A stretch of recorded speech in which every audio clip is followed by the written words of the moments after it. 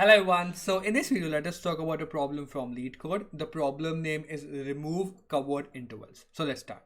The problem statement goes like this: that you're given an array intervals where interval of I is L of I, R of I. So you're given an interval. We'll draw it out. Don't worry.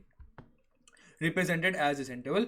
Remove all intervals that are covered by another interval in this list. So remove the intervals that are covered. So return the number of intervals that are left. So what you are meant by covered. So let us draw out the first example and some more examples to understand it. So 1, 4, 3, 6, 2, 8. So let us draw it out. So till 8 it is there. So let us draw it out till 8. 1, 2, 3, 4, 5, 6, 7, 8. Cool. So it is from 1 till 4. So 1 till 4 it is there.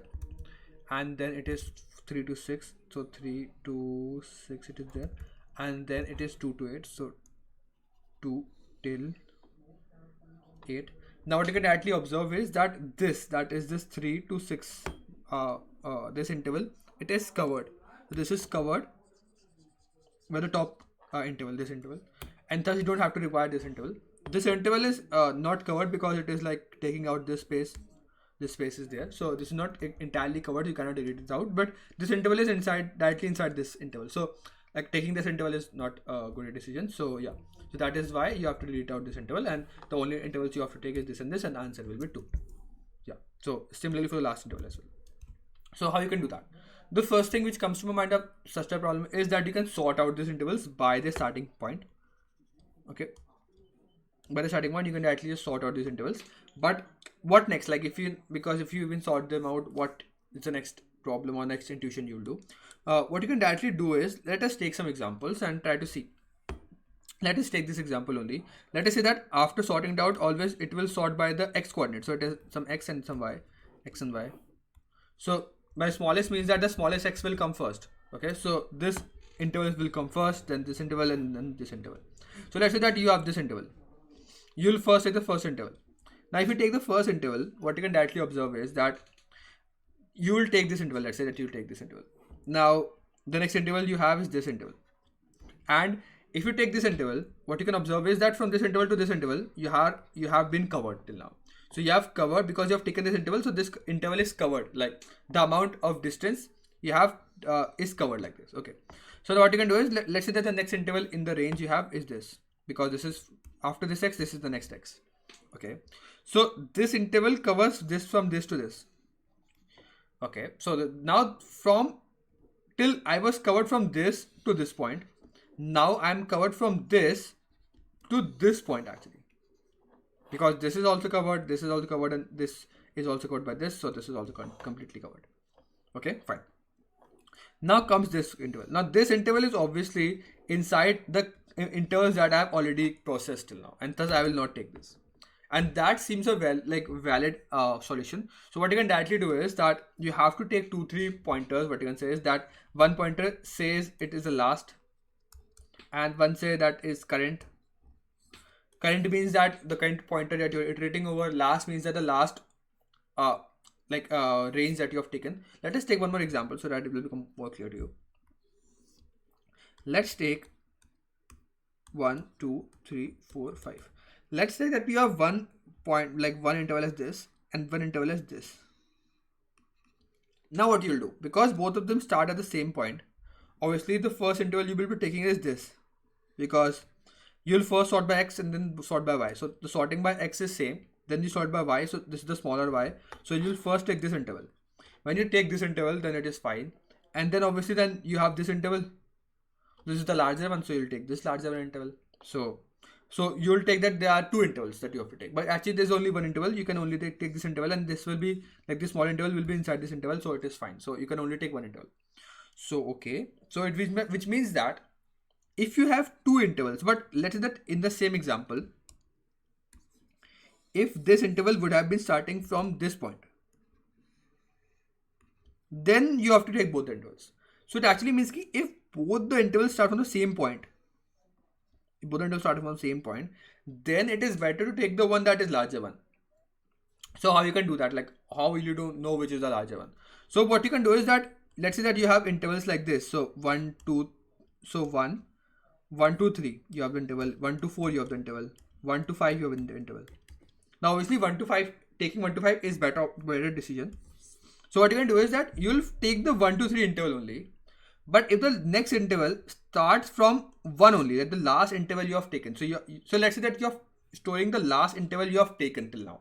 So you have taken, let's say, last interval as 1 to 3. Okay. Now let's say that you want to take this interval. You're just checking out.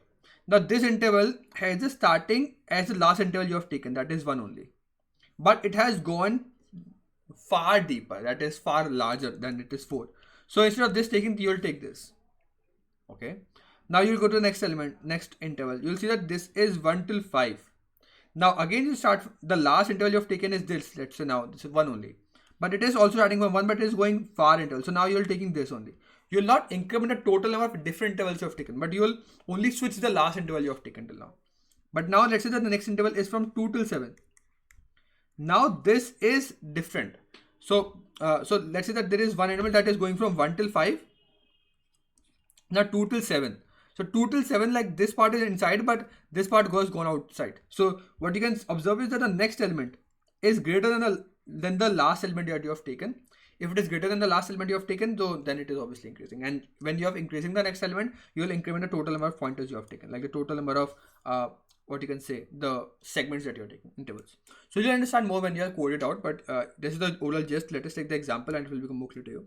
So what I'm doing here is that we will be sorting out the intervals first. That is the overall, like whenever you see sorting like intervals, it's better to first sort them out. It is like an overall thumb of rule, not 100%, but it is like generally seen. Now what you can do is that you'll first take the first interval as the interval that you want to take. Okay, so you'll take the first interval, obviously 100%. You'll first take the first element interval, and n is the like the size, and maxi is the maximum you have covered till now, because you have taken the first interval. So because let's say that you have taken the first interval, so first interval has gone till this point. So this is the x and y. So this interval is interval, the ith interval, so interval of 0, because this first interval of 1. 1 means because there is two values. The ith index, like the ith index is x, and the 0th index is x, and the first index is y. So maxi actually 0, 1 defines the maximum y we have covered till now by taking the first interval. Fine, that is the thing. And last is 0, which means that the last element you have taken is the first element, obviously. So that is the 0th index element. So now because taken the, so this is like the initialization part, that you have taken the first element, the index that you have taken is 0th index, and the maximum you have reached is intervals of 0, 1 and 0, 1. And now you start from the first index, that whether you want to take it or not. And starting from the first index, you'll go to the n. For every interval, you'll have two options. Okay. The first option is whether this interval is having the same x coordinate, which I've already shown, like whether this interval that you have, that maybe the next interval that you are taking in the intervals that you want to take, they have the same x coordinate. If there's the same x coordinate, but the y is larger than the y you have already taken, then instead of taking this, you'll take this. So that's what I'm doing in the second option actually. If the x is same, as you can see, the x of the last and the current are same, and what you can see is that the interval of I, the farther point, or the y point of the current interval I am on is greater than the maximum element, which like the maximum range that we have covered till now. What you'll do, you'll just update the maximum and the last. You'll not increment the total.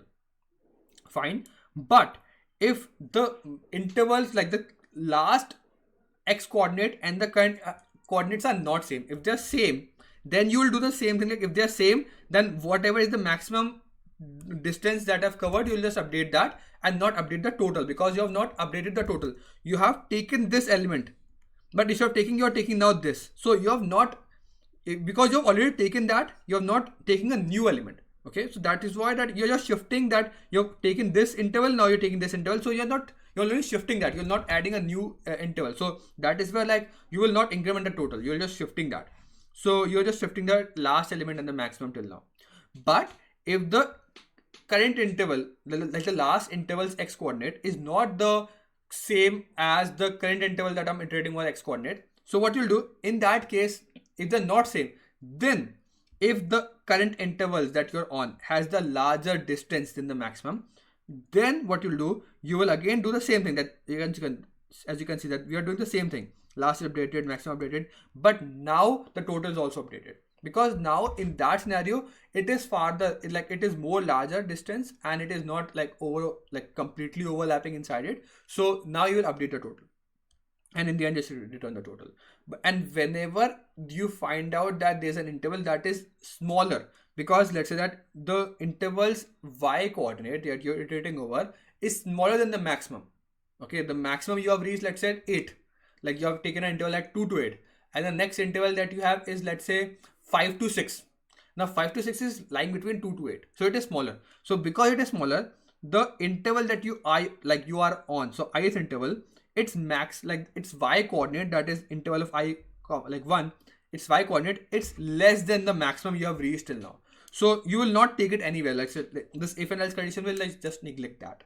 I hope you get the point. But you will only take those intervals that are like going farther more, because those intervals are only taking worth taking, and you'll be taking that, and in the end just return on the total number of different intervals that you have taken.